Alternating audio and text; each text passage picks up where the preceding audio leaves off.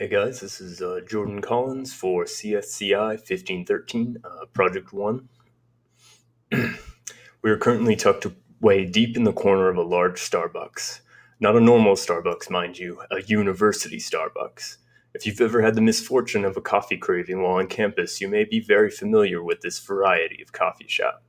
This place is packed, wall to wall, with the shining, anxious, wide-eyed expressions of dozens and dozens of college freshmen.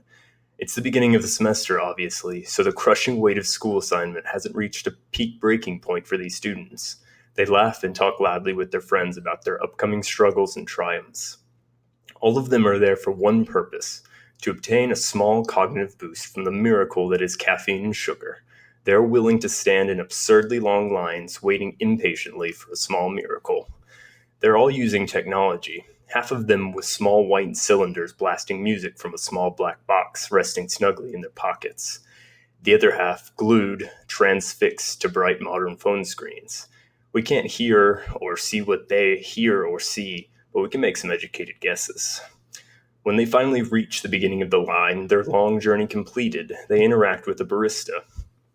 These poor individuals are not on their phones, but they do use complicated point-of-sales machines to complete transactions. Once the order is filled, they slide a small credit card machine towards the coffee patrons, prompting them to enter their credit card and PIN. The baristas use a plethora of technology systems too. Besides their complicated POS systems, they constantly used overpriced espresso machines, digital oven interfaces, and small timers to calculate the minutest of details. Coffee in hand, these students retreat to the far corners of the store, hunkering down on grimy tables with sophisticated laptops, juxtaposed against the large, unsophisticated textbooks open near them. This coffee shop is loud. This one is always particularly loud. The sound of 70 human voices speaking in rhythm culminates in a deafening chorus of unintelligible noise, 70 or 80 decibels on a good day. The lights are dim, creating that classic coffee house feel. We can notice a few interesting phenomena while observing these students' use of technology. First is their universality.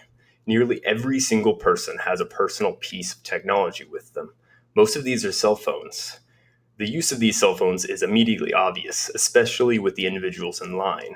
95% of those in line are using a cell phone in some way, even if they're with their friends or classmates.